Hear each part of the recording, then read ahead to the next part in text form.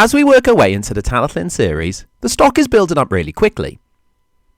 And as only 2 other wagons are really needed to replicate the recent Heritage Weekend goods train, I thought I'd get them done. These are the Splay-sided and Incline wagons.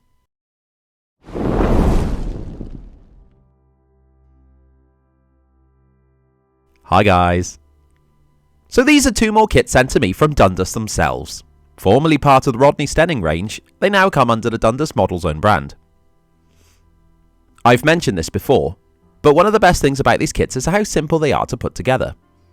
There are only really a handful of parts, and can actually ignore half of them if you don't want to model one with brakes, or you're using your own couplings, like I will when I decide what to go with. The parts are removed from the spurs with a hobby knife. I leave a little bit of excess plastic on the wagon parts as it's easy to cut too much off when removing the parts.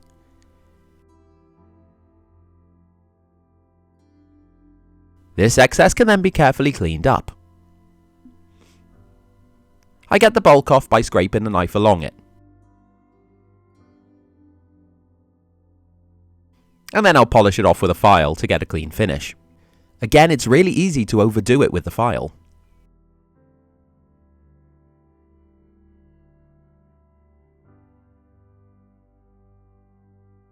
I'm now modifying the frame sides to match the prototype.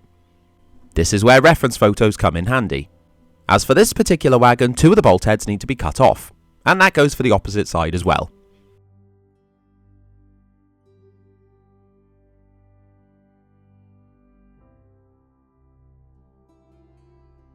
You may have seen how I open out the axle boxes to allow for the wheel sets to rotate freely. Now, I don't tend to read instructions, but happen to look at them with this kit, and it turns out that it's recommended practice. So there we go. Oh, and for those of you who ask me what drill bit size I tend to use, and I don't know, the instructions recommend a number 60 or less. Whatever that means. Again, I just go with what looks about right. So putting that into practice, this is the pin drill with a number 60 drill piece fitted, apparently. That's about it for pre-build modifying, so on to the build itself. Due to the whole kit being plastic parts, I'm going to be using liquid poly for joining the bits together. Starting with the base, I'll add the first frame side. And before the glue sets, I'm checking that the piece is centered to the base and also at a 90-degree angle. I've mentioned a slightly fluffier assistant in the past videos, and since I've started the Talyllyn build, she's really taken to being on the workbench. You can see now how that tail really isn't ideal for tiny plastic bits waiting to be glued on. As a plus, she's excellent at dusting the windowsill and the like. Sorry, back to the trains.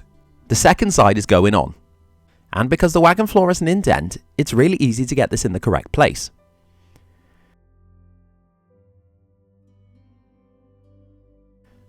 Finishing off the frame is done by gluing the dumb buffer ends on.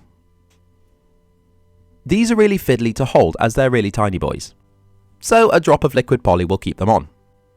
And of course, as it's slow drying, you can adjust their position before it dries forever, and it really is forever.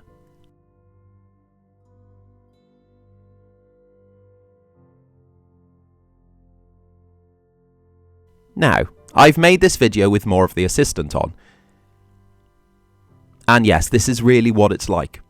She sits right on top of the parts. I guess like she feels my attention is in the wrong place. She's had enough warning, so she's now been exited from the room. I can now move on to the body. Again, super easy and actually only 4 parts. 2 sides, 2 ends. The parts also tend to have angles pre-cut into the corners for flush joining. Just make sure that you have them the correct way up, especially on the iron bodies and splay-sided. Speaking of, here it is. Again, very similar to the Incline build, so we'll skip the frame and move on to the body. The Splay-sided wagon does exactly that, and I found it a little bit fiddly to glue the parts at the correct angle, so liquid poly was an absolute godsend for this. And when it was all together, I dripped a little bit down into the corner joins. Paint time, so cotton buds are at the ready. I really feel like a sponsorship from Johnsons & Johnsons is imminent. Both wagons are in the same livery as the previous wagon builds, so I'll start with a base of grey primer. Then the airbrush comes out for the top coat. So this is the mixed grey seen in previous Wagon build videos. If you want to see how I mix it, go and check it out. Due to the ability of adjusting the spray intensity on the airbrush, it's easy to get a nice coverage, even in the inside corners.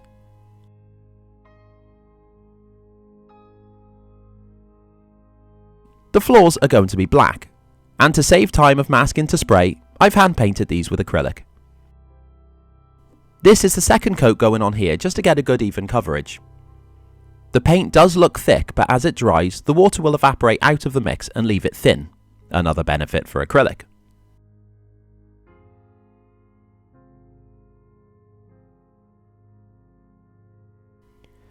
So at this point I was planning to add numbers, and I had ordered them, but they looked just a little bit too small, so it's back to the drawing board with those. So I'll carry on and just weather them up for now. Ah yes, the classic black acrylic wash. You can see how much water I use for the lighter look.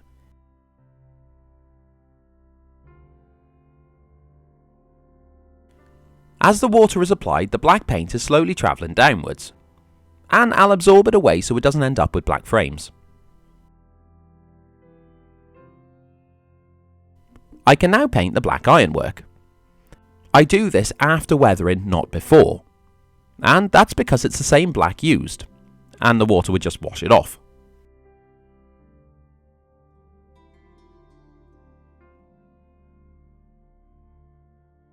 With regards to the bolt heads, the parts come with small heads moulded. However, they are quite a bit bigger and actually square on the prototype, so I'm going to attempt to replicate that with paint.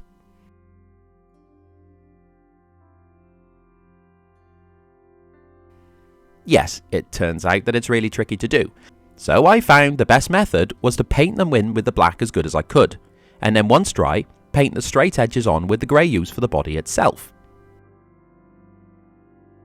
Due to the body being weathered now, I mixed a drop of black into the grey to apply it so it was dulled down a bit.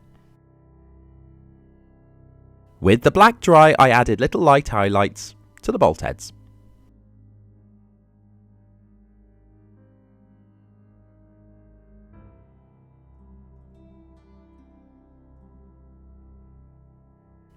And finally, the wheel sets go in. If they struggle to turn freely, I find wiggling them back and forth a bit can help here. And it is really important to have free-wheeling wheel sets on small wagons like this, or it'll cause much bigger issues down the road, or line.